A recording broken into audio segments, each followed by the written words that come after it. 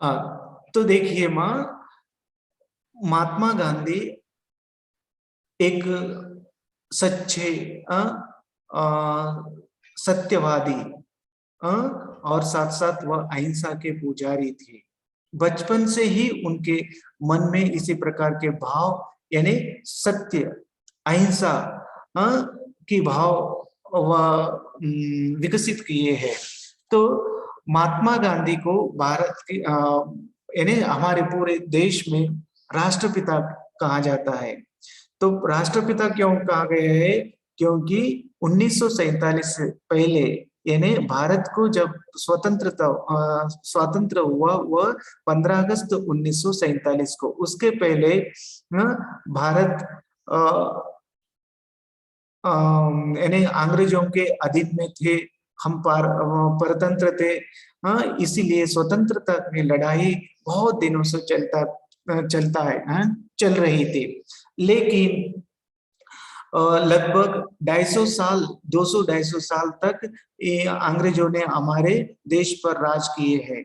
इनके राज को नष्ट करने के लिए यानी दूर करने के लिए, हमारे स्वराज्य स्थापन करने के लिए बहुत सारे लोगों ने प्रयत्न किए। उनमें से महात्मा गांधी एक महत्वपूर्ण भाग लिए हैं। मोस्ट इम्पोर्टेंट रोल उन्होंने निभाया यानी भूमिका निभाया है। तो वो कैसे?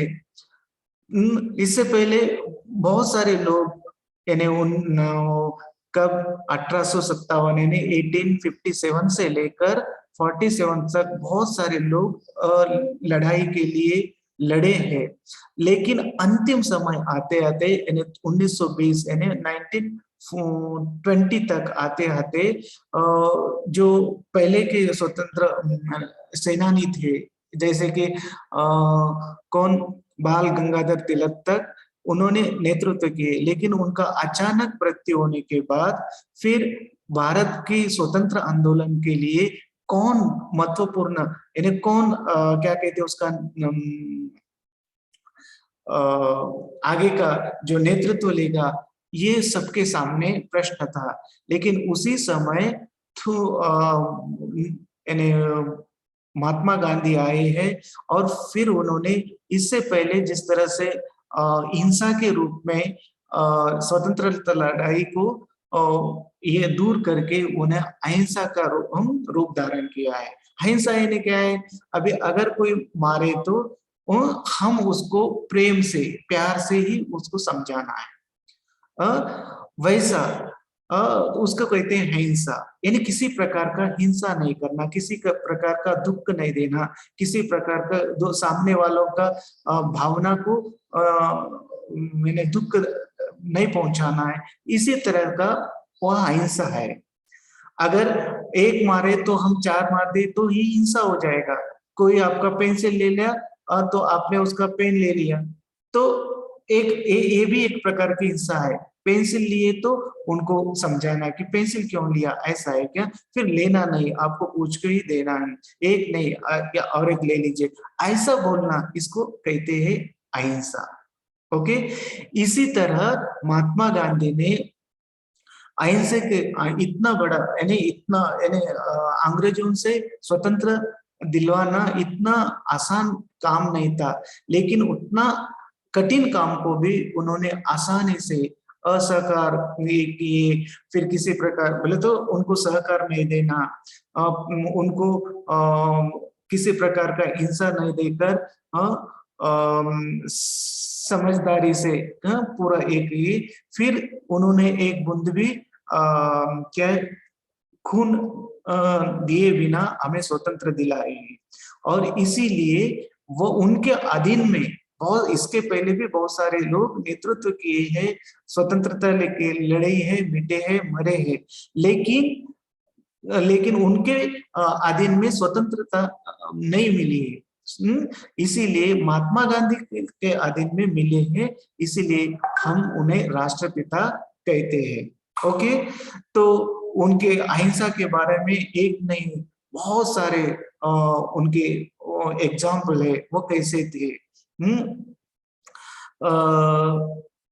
यानी वो कितना छोटे छोटे बात सोचते थे। एक बार एक किस्सा मैं सुनाता हूँ। एक बार वह रेल में प्रवास कर रहे थे, रेल में कहीं जा रहे थे जर्नी में। तो उनका दरवाजे से वो चलते ट्रेन में से उनका चप्पल फिसल के नीचे गिर गई। तो हम तो क्या करते थे, चैन को खींचना, ये करना वो करना, यानी रेल को हम क्या करते, रुखाते हैं, हम रुखाने का प्रयास करते हैं। लेकिन महात्मा गांधी ने वैसे नहीं किया। फिर उन्होंने एक एक चप्पल उनका नीचे गिरे तो फिर दूसरी चप्पल भी उन्होंने फेंक दिया। क्यों? जब वह देखता है, एक आदमी देखता है, फिर महात्मा गांधी को पूछते हैं कि आप ऐसे क्यों फेंके हो? एक चप्पल है तो दूसरा चप्पल भी आप रख सकते थे, फिर ऐसे क्यों किया? उन्होंने समझाया कि एक चप्पल मेरे पास है तो वो किस काम का, कुछ काम नहीं पड़ता है। अगर फिर मैं फेंकने से अगर कोई लेता तो उसको दो चप्पल मिले तो उसका काम चलता है। ये एक छोटी सी बात है। यानी हम है तो क्या करते हैं, हम एक तो रेल की चैन खींच के, अगर वो स्लो है तो चैन खींचते हैं और रुकने के बाद फिर चप्पल लेते हैं। कुछ लोग ऐसे भी करते हैं, कुछ लोग नहीं तो वो चले गए ना, चलो जान दे बोल के यहीं यहीं पर रखते हैं। यानी दूसरे चप्पल का कहीं दोनों को भी यूज नहीं होता है, ना आपको भी ना दूसरे को भी। ये छोटी सी बात उनके दिमाग में कितना तुरंत आ गया है, एक चप्पल गिरने से दूसरा चप्पल भी फेंक दिया है।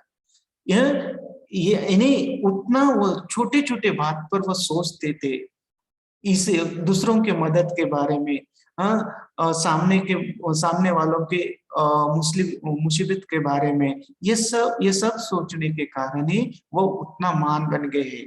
यानी हमारी जो छोटे छोटे काम होते हैं, उन कामों के कारण ही हम बड़े बनते हैं। एक ही साथ महात्मा गांधी जैसे महान कोई नहीं बनता है।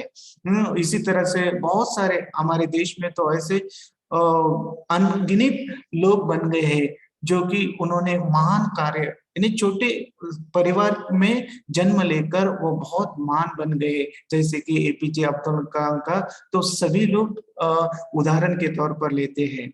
ओके माँ, तो इसीलिए हम भी कभी भी दूसरों को हिंसा के रूप में दूसरों को दुख नहीं देना चाहिए। उनका कौन से एकादश व्रत यानी 11 सूत्र थे। फिर समय मिलने के बाद जब मिलता है तो मैं बताऊंगा उसमें से कौन कौन सा है। अहिंसा, सत्य यानी सत्य बोलना, अहिंसा, फिर बाद में किसी चीज को, दूसरों का चीज नहीं लेना है ना, चोरी नहीं करना, फिर ब्रह्मचर्य का पालन करना, ऐसे उनका 11 सूत्र है। उसके बारे में बाद में कभी हम चर्चा करेंगे।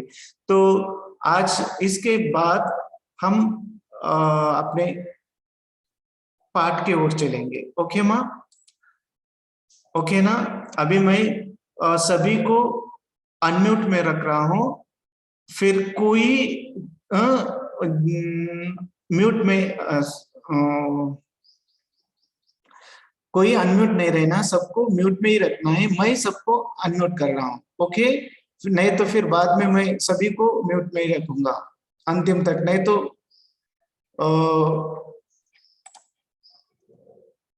जो गड़बड़ करेगा उसको क्लास से लीव करूंगा। ठीक है? तो देखिए माँ, सबसे पहले पिछले क्लास में दिखाई दे रहा ना आपको हेमानंदना? Yes sir. ओके, क्या दिखाई दे रहा आपको? दिखाई दे रहा, मेरा कुछ शेर दिखा रहे सर। और शेर, काली शेर है क्या?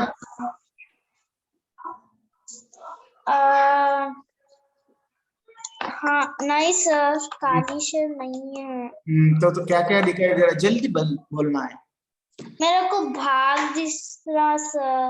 भाग भी दिखाई दे रहा है, शेर भी दिखाई दे रहा है, और एक है, और कौन सा है?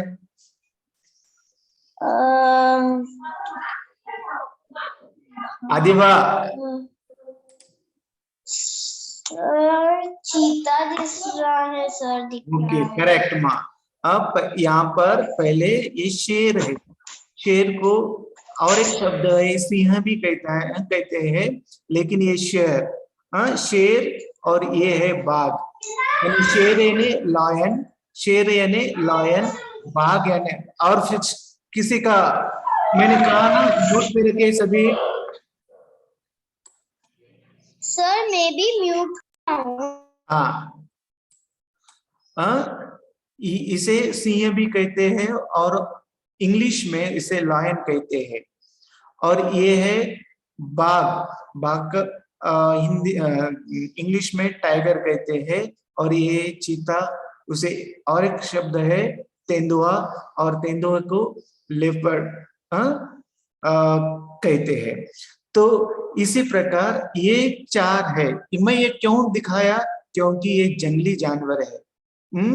हमने पाठ में तो देखे हैं कि कब लगभग एक 50 साल पहले की जो बात है, तो उस समय जंगल में बहुत सारे ये जो सिंह, चीता और बाघ, ये सारे दिखते थे। सभी लोग जंगल में जाने से डरते थे।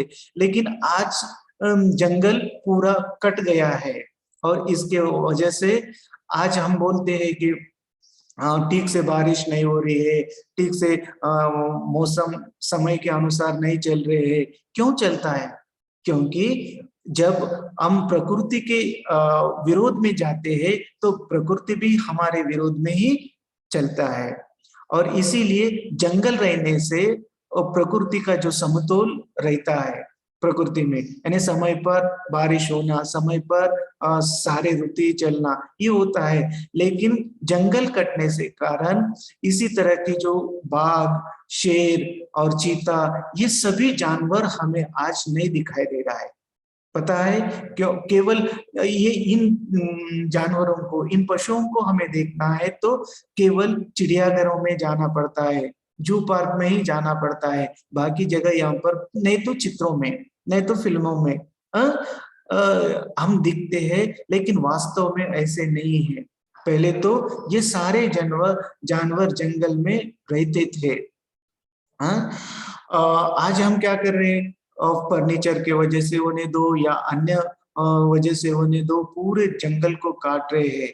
जंगल नहीं काटना चाहिए, क्योंकि हमें शुद्ध हवा, शुद्ध पानी, समय पर बारिश, ये सब होना है, रहना है। तो इसके लिए ये सारे जीव जंतु की भी जरूरत होती है। और इतना ही नहीं है, अभी हम कीड़े मकोड़े के मारते हैं, कीड़े मकोड़े भी हमारे जो हवा में, हमारे लिए उतना ही जरूर है। ये जो क्रूर ये जंतु है, ये भी हमारे लिए बहुत ही महत्वपूर्ण है। इनसे एक एक जीव दूसरे जीव से के ऊपर डिपेंड रहता है, लेकिन हम तो सभी जीवों को मारकर और सभी को नाश कर रहे हैं मनुष्य। और इसीलिए ये सारे प्रॉब्लम्स आ रहे हैं। इसलिए कभी भी हम जंगल काटना नहीं चाहिए। एक लकड़ी भी, एक पेड़ को काटना है तो 2-3 पेड़ हमें कम से कम लगाना चाहिए, तो ही पर्यावरण का संतुलन रहता है। नहीं तो हम प्रकृति हमारे विरोध में हो जाता है, तो पूरे ऐसे क्या है, तूफान आते हैं, समय पर बारिश नहीं होते, कोई तो अतिवृष्टि यानी बहुत ही बारिश होते हैं। आजकल हम बहुत कितने तूफान आ रहे हैं। ये सारे समस्या का मेन कारण है जंगल को काटना है।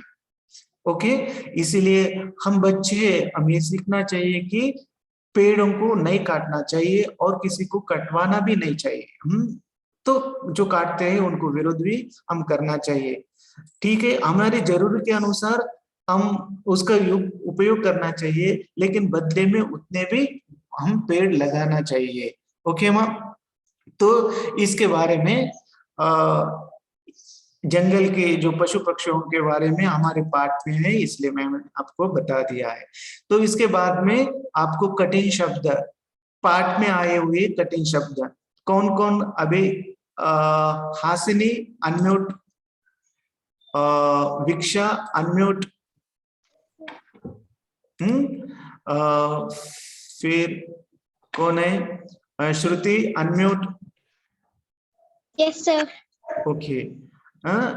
इसके बाद में मैं बाकी बच्चों को ले लूंगा। तो ये देखिए 3 है। एक मिनट में।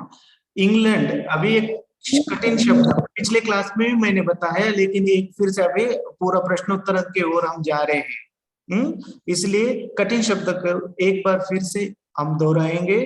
तो देखिए कठिन शब्द ये लिखने के लिए नहीं होते माँ, मैं शब्दार्थ जो रहते वो लिखने के लिए, मैंने इससे पहले आपको होमवर्क के लिए भी मैं नहीं दिया था। एक मिनट। Book sir. हाँ क्या है? Can I right this in notebook?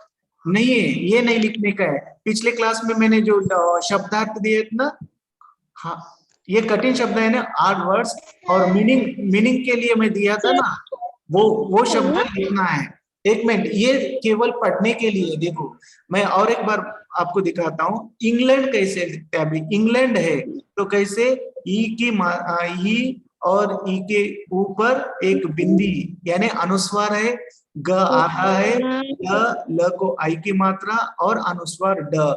England, इसे क्या कहते हैं? इंग्लैंड। तो तीन बार बोलना है इंग्लैंड। बोलिए आप। England England England England okay. England. हाँ, इसके बाद में सेकंड वन प्रभावित। प्रभावित मीन्स प्रभाव, इफेक्ट नहीं, प्रभावित नहीं। जैसे कि किनको, मीरा बहन को गांधी जी के विचारों पर प्रभाव पड़ा था, यानी वो प्रभावित हो गई थी। प्रभावित उसे कहते, देखिए प्रभावित प्रभावित प्रभावित। ये भी है, देखो प है, सुनिए माँ, फर्स्ट आप प है, प को पदेन र मात्रा है, और उसके बाद में बा बीत प्रभावित। बोलिए प्रभावित प्रभावित प्रभावित। ओके नेक्स्ट थर्ड वन कौन? श्रुति आप बताइए ये क्या थर्ड वन? तीसरा कौन सा है?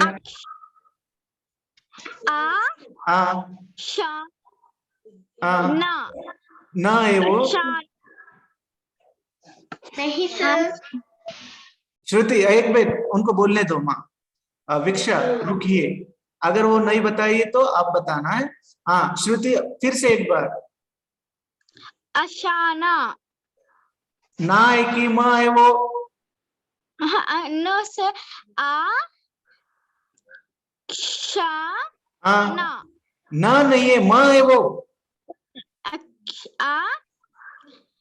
शा मा। श नहीं है वो, श्रम श्रम आश्रम आश्रम। हाँ आश्रम आश्रम बोलिए। आश्रम आश्रम आश्रम। Sir third one can I see? कौन? विश्रुति। हाँ पिजड़ा। थर्ड नहीं, वो फोर्थ वन है। हाँ ये क्या है? पिजड़ा। पिजड़ा नहीं, और ऊपर अनुस्वार है, ई के ऊपर अनुस्वार है।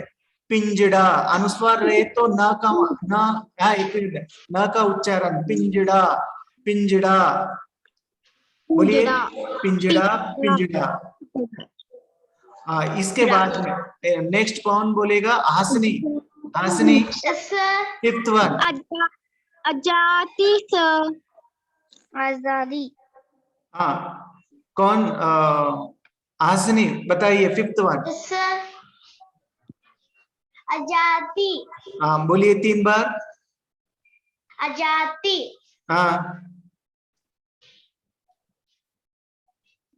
हाँ और एक बार। आजादी सर। आजादी नहीं है वो, दी है। आजादी आजादी आजादी बोलिए। आजादी। आजादी आजादी यानी क्या है पता है आपको?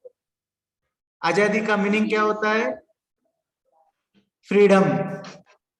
आजादी का अर्थ होता है फ्रीडम। आजादी आजादी आजादी। फिर विक्षा, आप बताइए माँ, 6th वन। खबर। खबर। अभी ख को यहाँ पर नीचे बिंदी है, तो ये इसका मीनिंग क्या होता है, उसको क्या कहते हैं? ऊपर अगर अभी पिंजड़े का, अभी इंग्लैंड है तो ई के ऊपर बिंदी है तो उसको क्या कहते हैं हम? अनुस्वार कहते हैं। अम की मात्रा आपको समझाने के लिए मैं अम की मात्रा कहता हूं, लेकिन उसे वास्तव में क्या कहते हैं? अनुस्वार। क्या कहते हैं? अनुस्वार। अभी ये शब्द के नीचे बिंदी है तो उसको क्या कहते हैं? मैं इसके पहले बहुत बार आपको बता चुका हूं। ऐसे शब्द का भी मैं उदाहरण के लिए बहुत सारे शब्द भी आपको पढ़ने के लिए और लिखने के लिए दिया हूं। ये नुक्ता कहते हैं। इसको क्या कहते हैं? नीचे रहने वाले डॉट को नुक्ता कहते हैं। विक्षा। सर नुक्ता आने पर वर्ड को कैसे चेंज आता है सर? हाँ, मैं बोलता हूँ वही। हम अभी ये खबर,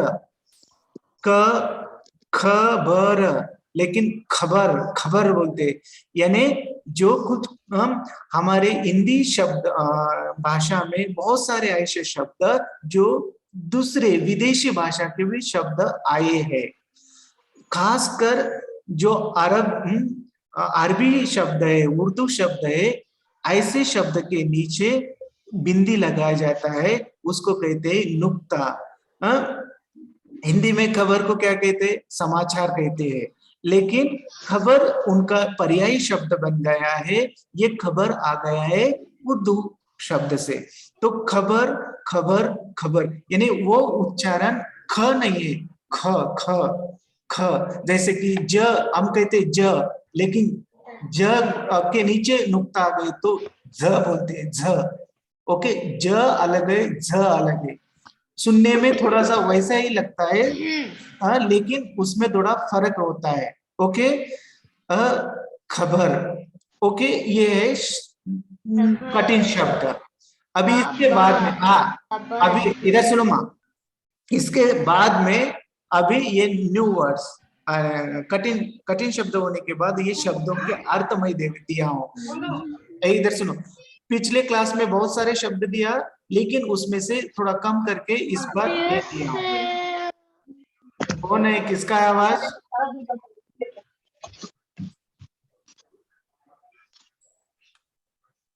किसका है आवाज?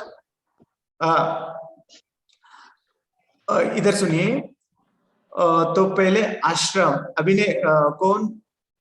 श्रुति ने पढ़ी है ना, श्रुति पढ़ी थी। आश्रम, आश्रम का अर्थ होता है ऋषि मुनियों के रहने का स्थान, जहां पर पहले के जमाने में ऋषि मुनि रहते थे, जो जंगलों में एक जगह पर स्थान, एक कुटिया बनाकर वो वहां पर रहते थे, उसको आश्रम कहते हैं।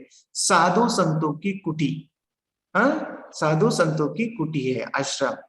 आजकल हम कुछ लोग आश्रम, गुरुकुल ऐसे बनाकर भी रहते हैं, तो उसको अर्मिटेज कहते हैं इंग्लिश में। फिर सेकंड वन, स्थापना। स्थापना कहने किसी चीज को बनाने का शुरू करना। अभी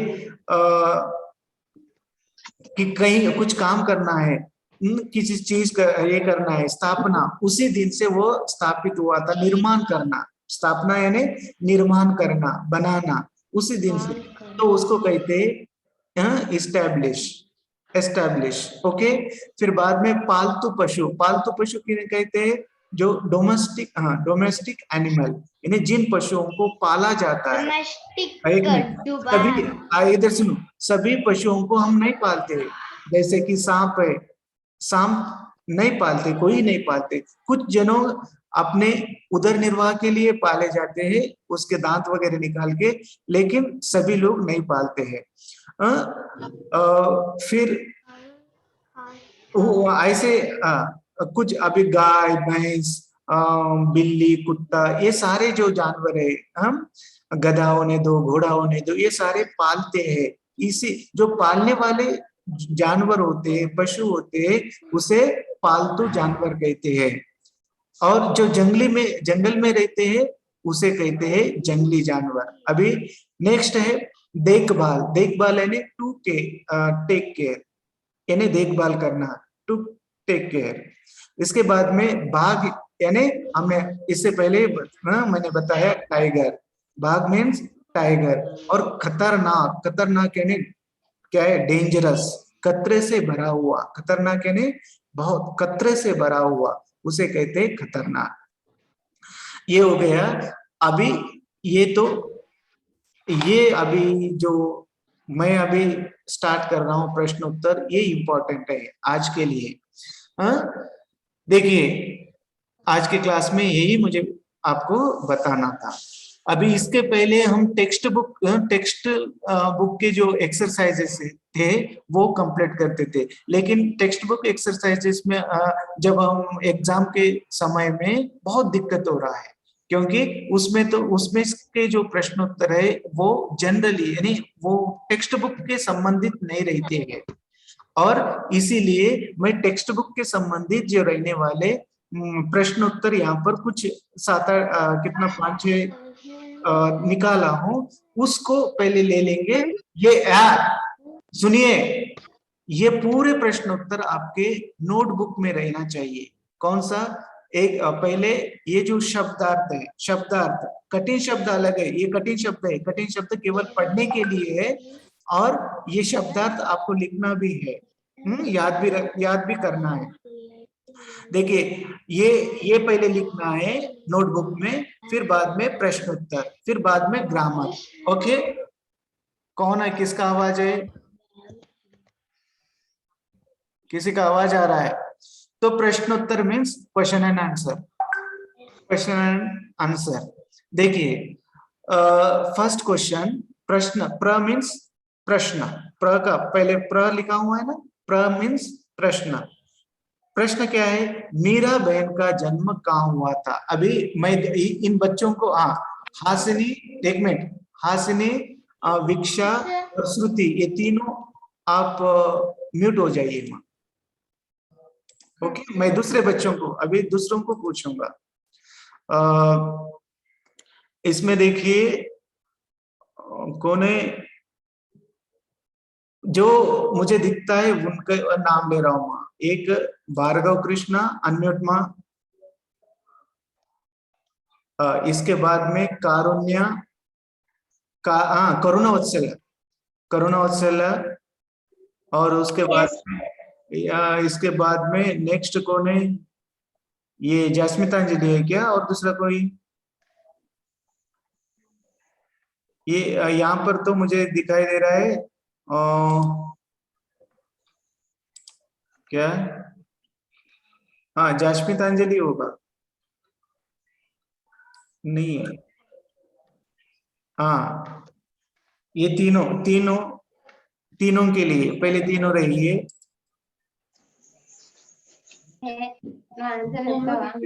हाँ, जस्मितांजलि आपका नाम लिखो, वो दूसरा कुछ नंबर लिखिए ना, 320D कुछ ऐसे लिखे हो, वो निकाल के आपका नाम लिखिए वहां पर। इसके बाद हाँ, आवाज नहीं आना है। देखिए मीरा बहन का जन्म कहाँ हुआ? जस्मितांजलि, मीरा बहन का जन्म कहाँ हुआ? जल्दी। Sir options? ऑप्शनल नहीं है, ऑप्शंस नहीं है, ये एग्जाम नहीं है। मीरा बहन का जन्म कहाँ हुआ? कहाँ हुआ था? मैं बोलूं? कौन? कारुण्या, भार्गव कृष्ण, भार्गव कृष्ण। एक मिनट भार्गव, पहले करुणा वत्सल्य को बोलिए। Karuna Vatsala, yes sir. First question answer बोलिए, मीरा बहन का जन्म कहाँ हुआ? जल्दी। इंग्लैंड। इंग्लैंड, यानी अभी पूरा सेंटेंस में बताइए, उत्तर, उत्तर, हाँ फिर बोलिए। उत्तर हाँ मेरा बहन। हाँ, एक मिनट माँ, सॉरी, यहाँ पर मीरा आना चाहिए। एक मिनट, मीरा आ गया, मीरा है ये। हाँ, मीरा बहन का जन्म इंग्लैंड में हुआ था। हाँ बोलिए। मेरा बहन का जन्म हाँ इंग्लैंड में हाँ हुआ। हुआ था, ओके। नेक्स्ट, नेक्स्ट कौन बोलते हैं? भार्गव, सेकंड क्वेश्चन पढ़ो माँ। मेरा बहन पर किने किनके हाँ विचारों का हाँ असर हाँ। हुआ था। मीरा बहन पर किनके विचारों का असर हुआ था? आप उत्तर बोलिए। मेरा बहन पर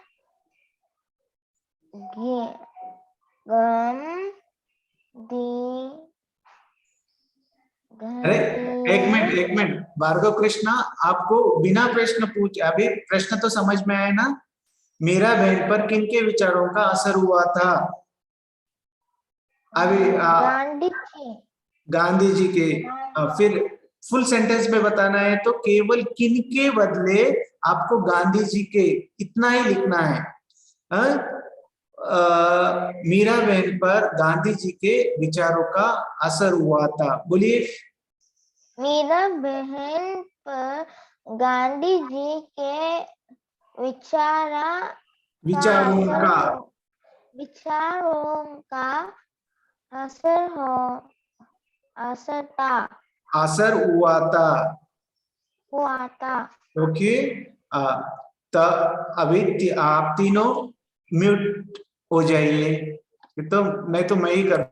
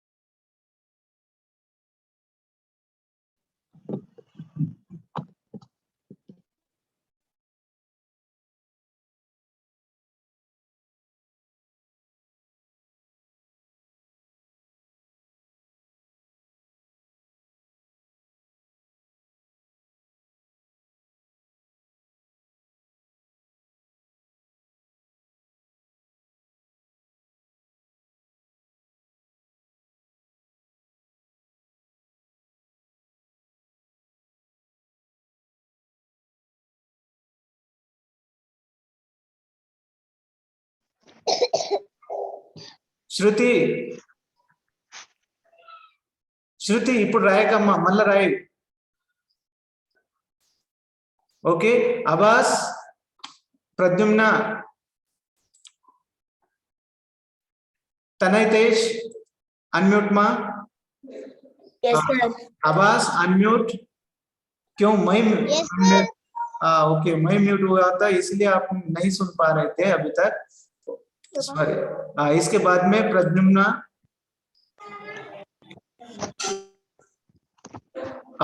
सुनो माँ, अभी कौन सा है? आवाज, आप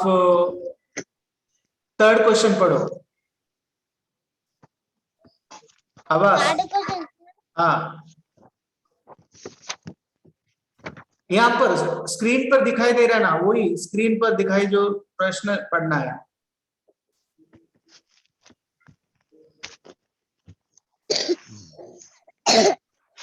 हाँ। मेरा बहन अपना जन्मा नहीं है वो, ठीक से पढ़ो।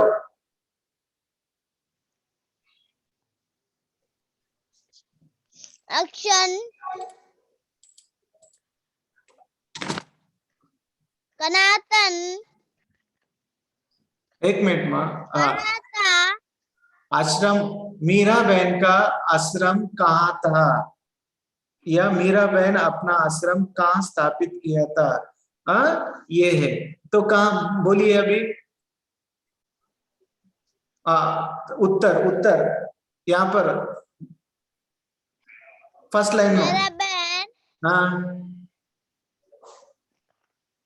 का हाँ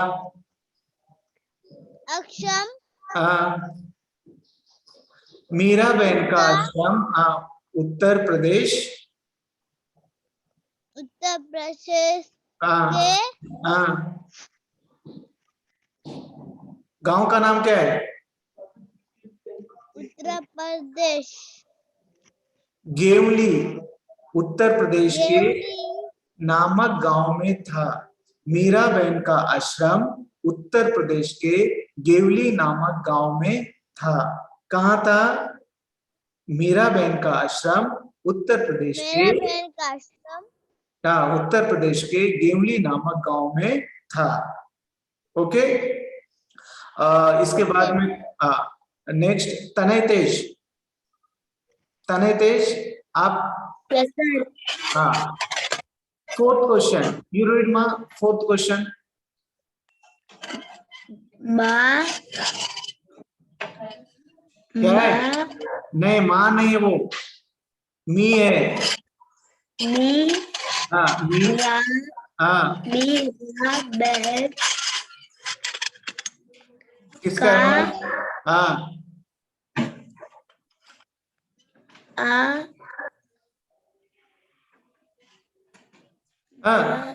मीरा बहन का आश्रम आश्रम कहाँ था?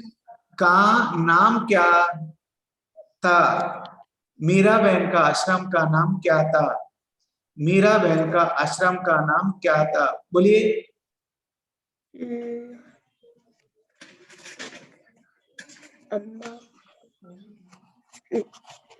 अरे यहाँ पर उत्तर पढ़ो। मीरा बहन का आश्रम का नाम, बोलिए। मीरा बहन का आश्रम का नाम मीरा बहन का आश्रम का नाम गोपाल आश्रम था। गोपाल। क्या नाम था? गोपाल आश्रम था। मीरा बहन का आश्रम का नाम गोपाल आश्रम था। क्या हुआ फिर से?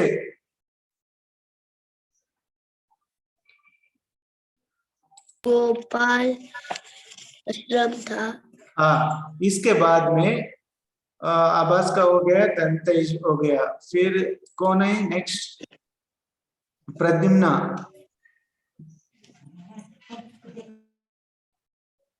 प्रद्युम्ना।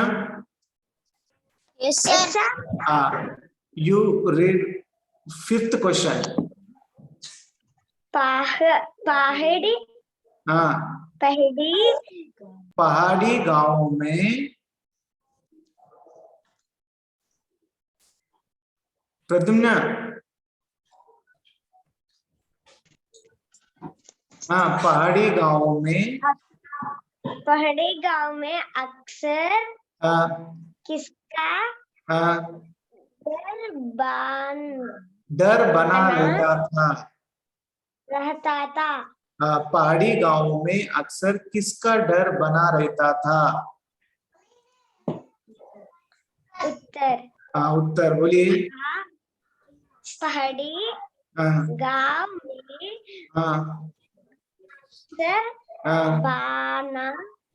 बाघ जैसे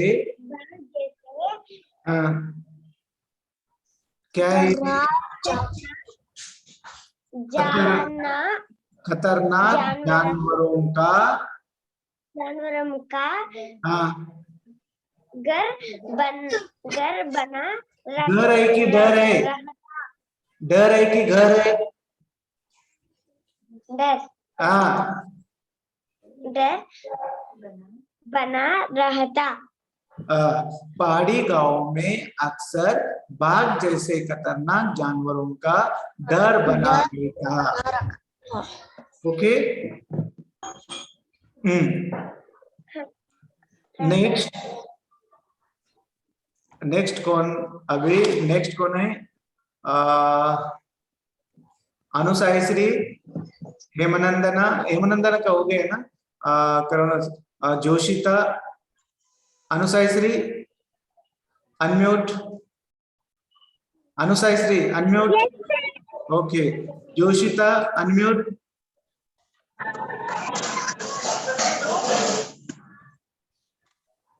ये कौन है?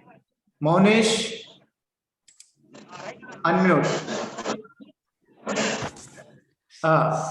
अभी कौन है फर्स्ट? जोशिता, जोशिता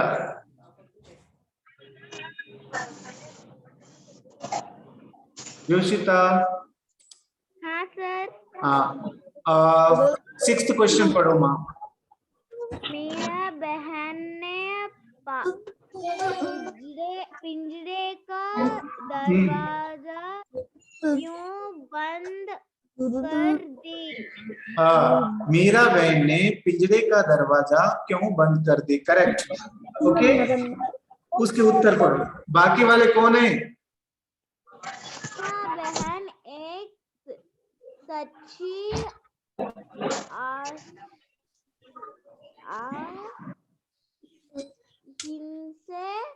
अहिंसा के पुजारी थी। वह बाघ को दुख नहीं, धोखा देकर नहीं पकड़ना चाहती थी। इसलिए वह पिंजरे का दरवाजा को बंद कर दी। ओके, समझ में आया अभी? मीरा बहन ने पिंजरे का दरवाजा क्यों बंद कर दी? इसका उत्तर है मीरा बहन एक सच्ची अहिंसा के पुजारी थी। वेट का दरवाजा मीरा बहन ने पिंजरे का दरवाजा क्यों बंद कर दी?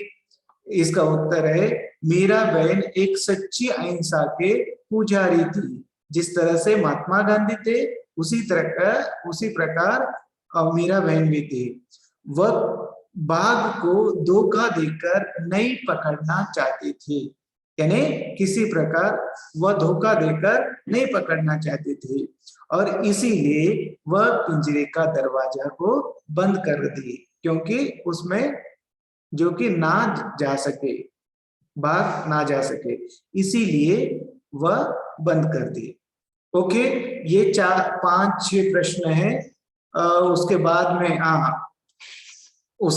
में ये प्रश्न और उत्तर मैं ही दे देता हूं, केवल आपको कॉपी में लिखना है।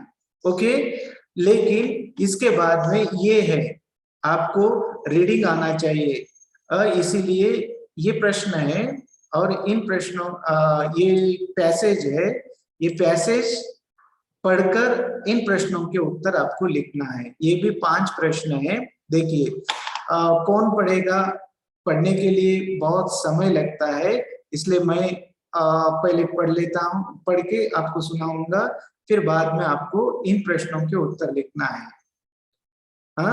नीना, फिर कौन है? कार्तिका दुर्गा, सृजना श्री, कारुण्य कुमार, फिर माविन सफा, ये सारे हैं, आप देख लीजिए। देखिए फर्स्ट वन, पहाड़ी गांव में अक्सर बाघ का डर बना रहता है। जंगल कटने के कारण शिकारी का तलाश में बाघ कभी-कभी गांव तक पहुंच जाता है। गेवली गांव में एक बार यही हुआ। एक बाघ ने गांव में घुसकर एक गाय को मार डाला। सुबह होते ही खबर पूरे गांव में फैल गई। गांव के लोग डरे कि यह बाघ कहीं फिर से आकर दूसरे फालतू जानवरों और किसी आदमी को ही अपना शिकार न बना ले। गांव के लोग गोपाल आश्रम गए और उन लोगों ने मीरा बहन को अपनी चिंता बताई। This is your passage. Okay, ये पैसेज एक बार नहीं, 2 बार, 3 बार, 4 बार पढ़ना है। पढ़ने से पूरा लेसन को आपको पढ़ने के लिए नहीं कह रहा हूं मैं। पहले लास्ट क्लास में एक पैसेज दिया हूं, इस बार एक पैसेज दिया हूं। इतना ही पढ़े तो आपको पढ़ना आता है। ये आपका रीडिंग इंप्रूवमेंट के लिए मैं ये दिया हूं, ओके, दे रहा हूं। ओके माँ, इसलिए ये पढ़ो और इनके प्रश्न इसमें से ढूंढो और लिखो। ओके, देखिए पहाड़ी गांव में अक्सर किसका डर बना रहता है? यहाँ पर देखो, पहाड़ी गांव में अक्सर बाघ का डर बना रहता है। बस ये सेंटेंस जैसा का वैसा लिखना है। फिर बाघ कभी कभी शिकार की तलाश में क्यों गांव तक पहुंच जाता है? देखिए, जंगल कटने के कारण शिकारी के तलाश में बाघ कभी कभी गांव तक पहुंच जाता है। सेकंड, इसके बाद में थर्ड वन, गेवली गांव में एक बार क्या हुआ? गांव में एक बार क्या होता है? देखो, एक बाघ ने गांव में घुसकर एक गाय को मार डाला। Third one. फोर्थ वन क्या है? गांव के लोग क्यों डर रहे थे? गांव के लोग डर रहे कि इस बात पर डर रहे थे कि यह बाघ कहीं फिर से आकर दूसरे फालतू जानवर या किसी आदमी का कोई अपना शिकार ना बना ले। इसके बाद में फिफ्थ वन, गांव के लोग कहाँ गए और क्यों? देखो, गांव के लोग गोपाल आश्रम गए और उन लोगों ने मीरा बहन को अपनी चिंता बताने के लिए। ओके, ये है ये पैसेज और इसके प्रश्न के उत्तर। अंडरस्टूड? यही आपका होमवर्क रहेगा। ये पहले आप कॉपी में कॉपी कीजिए, फिर बाद में इन प्रश्नों को प्रश्नों के उत्तर इसमें ढूंढकर लिखना है। अंडरस्टूड माँ? अभी मैं समय हो चुका है।